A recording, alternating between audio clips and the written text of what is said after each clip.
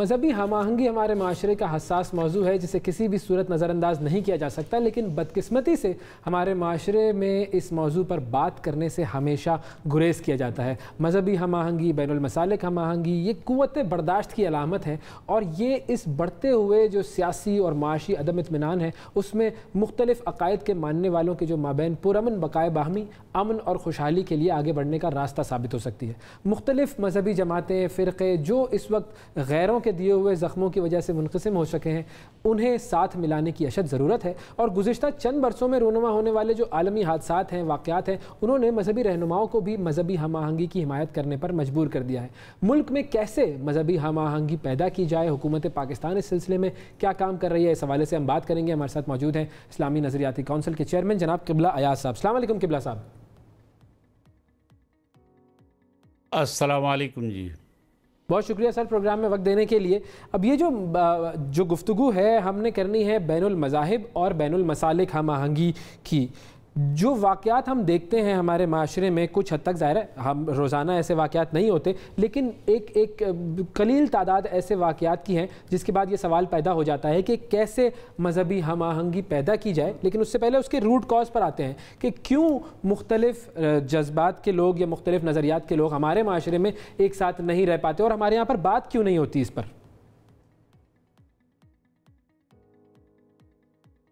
بسم اللہ الرحمن الرحیم۔ بہت اہم سوال آپ نے کیا ہے۔ اس میں کوئی شک نہیں کہ پاکستان کی تشکیل میں تمام مذاہب کے پیروکار اور تمام مسالک کے ساتھ جڑے ہوئے جو لوگ ہیں ان سب کا مشترک حصہ ہے۔ یہ سب تحریک پاکستان کا حصہ تھے، لیکن پاکستان کی تشکیل کے بعد پھر کچھ حالات ایسے پیدا ہوتے گئے، اور بالخصوص آج کے دور میں کہ جو بین الاقوامی سیاست ہے، اس بین الاقوامی سیاست کے اثرات پاکستان پر بھی پڑے۔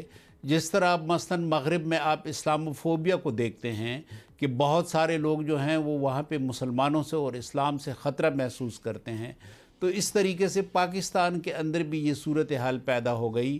جنرل ضیاء کا دور اور ایران کا انقلاب، اس کی وجہ سے شیعہ سنی کے درمیان ایک تفریق پیدا ہو گئی۔ افغانستان کے اندر پھر جو مفادات کی جنگ تھی اس نے بھی بڑھاوا دیا، لیکن اب اس وقت جو بھی صورتحال ہے، اس وقت پاکستان کی صورتحال کا تقاضا یہ ہے کہ ہم ان تمام اختلافات کو تعبیری تنوع سمجھیں، ان کو پس پشت ڈال دیں، اور ہم بین المذاہب اور بین المسالک رواداری، حسن تعامل اور ارتباط کی طرف آ جائیں۔ یہی ہماری اس نسل کی ذمہ داری ہے کہ ہم ایک داخلی طور پر مضبوط اور ایک ہم آہنگ پاکستان اپنی آئندہ نسل تک منتقل۔ لیکن ظاہر ہے یہ کام اتنا آسان تو نہیں ہوگا نا، کیونکہ ظاہر ہے جو بیج بو دیا گیا، اب وہ جن لوگوں میں وہ بیج بویا گیا تھا نفرت کا، وہ تناور درخت بن چکے ہیں۔ اب ان درختوں کی شاخیں بھی ہیں، جڑیں بھی ہیں، تو کیسے ان درختوں کو ہٹایا جائے، اور اس کے لیے کرنا کیا پڑے گا؟ حکومت کو کیا کرنا پڑے گا، علماء کو کیا کرنا پڑے گا، عوام کو کیا کرنا پڑے گا؟ صحیح بات ہے۔ ہماری پوری توجہ جو ہے وہ تو نئی نسل پہ ہونی چاہیے، تاکہ جس مستقبل کے اندر ہم جا رہے ہیں وہ سی پیک کے بعد کا پاکستان ہے، اور سی پیک کے بعد کا پاکستان جو ہے اس کے لیے ضرورت ہے داخلی وحدت کی، اور ہماری آئندہ نسل کا یہ پاکستان ہے، تاکہ ہماری خارجہ پالیسی اور ہماری معیشت بھی آزاد ہو جائے۔ تو جو پالیسی ساز اور جو ذہن ساز ادارے ہیں ان کا کام بہت اہم ہو گیا ہے۔ یہ پالیسی ساز اور ذہن ساز ادارے جو ہیں، بالخصوص ذہن ساز ادارے، وہ ہمارے تعلیمی ادارے ہیں، پرائمری سے لے کر اور آگے تک اساتذہ کرام ہے، ممبر اور محراب ہے، اور میڈیا ہے، اور پھر پارلیمنٹ کی ذمہ داری ہے کہ وہ اس سلسلے میں کچھ قانون سازی بھی کرے۔ تو یہ تمام چیزیں مل کر اس بات کو یقینی بنا سکتی ہے کہ ہم داخلی طور پر ایک مضبوط، ایک خوشگوار تعلقات پر مبنی اور ایک مربوط معاشرہ قائم کرنے کی کوششوں میں کامیاب ہو جائیں۔ لیکن وہ سر تب ہی ہوگا جب ہمارے پارلیمانی لیڈران اور یہ سارے جو اہم لوگ ہیں، کی لوگ ہیں جن کو لوگ فالو کرتے ہیں، وہ خود یہ بات سمجھیں کہ اب عدم جو استحکام ہے وہ آپ کی عدم برداشت سے آتا ہے ملک میں۔ اچھا، میں آپ کو ریاست مدینہ کی طرف لے کے جانا چاہتی ہوں، کیونکہ ہم نے سب سے زیادہ پچھلے 2-2.5 سالوں میں جو لفظ سنا ہے وہ یہی سنا ہے۔ اس میں کیا رہنما اصول تھے نبی اکرم صلی اللہ علیہ وسلم کی؟ کیا ایسی احکامات تھے کہ جن کو ہم آج اپنے سامنے رکھ کر برداشت پیدا کر سکتے ہیں لوگوں میں؟ ظاہر ہے اس وقت مسلک تو نہیں تھے، لیکن یہ ہے کہ دوسرے مذاہب ضرور تھے ان کے ساتھ جو وہاں پر پیسفلی رہ رہے تھے۔ ان کی کیا تعلیمات ہیں ہمارے لیے؟ بالکل، ریاست مدینہ کے جو پہلو ہیں کہ جو بہت نمایاں پہلو ہیں کہ سب سے پہلے تو آپ نے دیکھا کہ وہاں داخلی امن کو یقینی بنایا گیا۔ مدینہ کے اندر اوس اور خزرج 2 قبائل تھے جو 120 سال تک مسلسل برسر پیکار تھے۔ رسول اکرم صلی اللہ علیہ وسلم نے سب سے پہلے ان کے درمیان امن کو یقینی بنایا، ایک صلح ان کے درمیان ہوئی اور اس صلح کے نتیجے میں ان کی معیشت جو ہے وہ بہتر ہو گئی۔ اور اس کے ساتھ ساتھ پھر جو یہودی قبائل تھے ان کو ایک میثاق کے اندر جوڑا گیا اور ان کو بھی ایک امت یعنی مجموعی امت قرار دے دیا گیا، اور ان کو وہ تمام حقوق دے دیے گئے کہ جو رسول اکرم صلی اللہ علیہ وسلم کے پیروکاروں یعنی مسلمانوں کو حاصل تھی۔ اور اس طریقے سے انہوں نے اس بات کو مان لیا کہ جو ہمارے باہمی تنازعات ہیں اس میں امر یعنی حکم کی حیثیت جو ہے وہ رسول اکرم صلی اللہ علیہ وسلم کو حاصل ہوگی۔ تو ہم ایک دیکھتے ہیں کہ وہاں پہ ایک ہم آہنگ معاشرہ مدینہ کے اندر تشکیل پایا، امن و امان کو یقینی بنایا گیا، احتساب کو یقینی بنایا گیا، اور احتساب میں کوئی تفریق نہیں تھی، قانون کی بالادستی کو یقینی بنایا گیا۔ قانون میں یہ نہیں تھا کہ کوئی مسلمان ہے تو وہ کوئی ناجائز کام بھی کرے تو اس کو رعایت مل جائے، نہیں بلکہ سب قانون کی نظر میں یکساں ہیں۔ تو اس وجہ سے ایک مضبوط معاشرہ قائم ہوا اور صلح حدیبیہ کے بعد لوگ جوگ در جوگ مسلمان ہونے لگے۔ جی، اس معاشرے میں انصاف کا کتنا عمل دخل تھا؟ پرامن ہونے میں، برداشت ہونے میں انصاف کتنا تھا اس میں؟ یہی میں نے گزارش کی کہ قانون کی نظروں میں سب یکساں تھے، تو اس وجہ سے انصاف کی کیفیت تھی اور انصاف کا ماحول تھا۔ کوئی اس قسم کی صورتحال نہیں تھی کہ کسی کو بے انصافی ہو، کسی کے ساتھ بے انصافی ہو۔ تو انصاف تو یقینی بات ہے اس مقصد کے لیے کہ جب قانون کی بالادستی ہو تو قانون کی بالادستی کا پہلا نتیجہ یہی ہوتا ہے کہ عدل اور انصاف کو یقینی بنا دیا جاتا ہے۔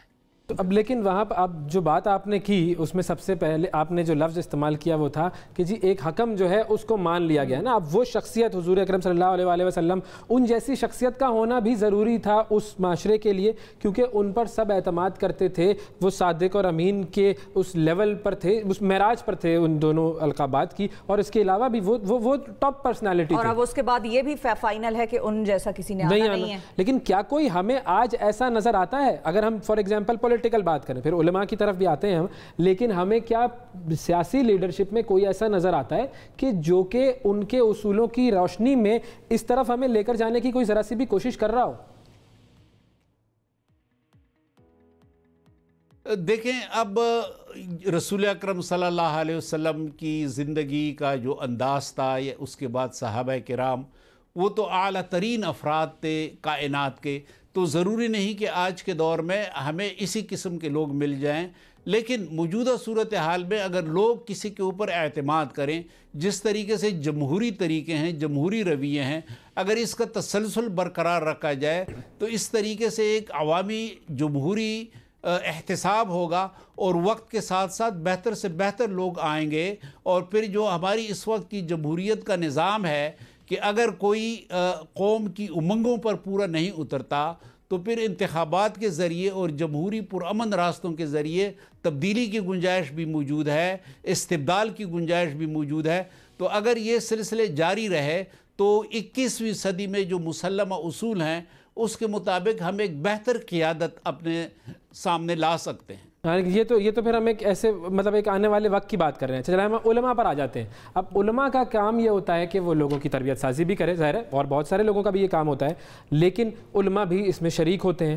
تو بہت سارے بڑے بڑے علماء جو مختلف مکاتب فکر سے تعلق رکھتے ہیں، کیا وہ ایسا نہیں کر سکتے کہ سب مل کر آئیں، लोगों के सामने बात करें, कोई प्रेस कॉन्फ्रेंस हो, कोई मीडिया टॉक हो, कोई ऐसा इवेंट हो जहां पर सब इकट्ठा होकर बात करें कि जी आज से ये चीज़ नहीं होगी, अपने फॉलोअर्स को भी वो ये बात कहें और ये इस बात का खुद भी इकरार करें कि हमारी तरफ से भी अगर हमारी सफ़ों में कोई ऐसा करेगा तो हम उससे सख्ती से निपटेंगे। और हमारी आपस में कोई रंजिशें नहीं है, ऐसा कोई इनिशिएटिव क्यों नहीं करते वो?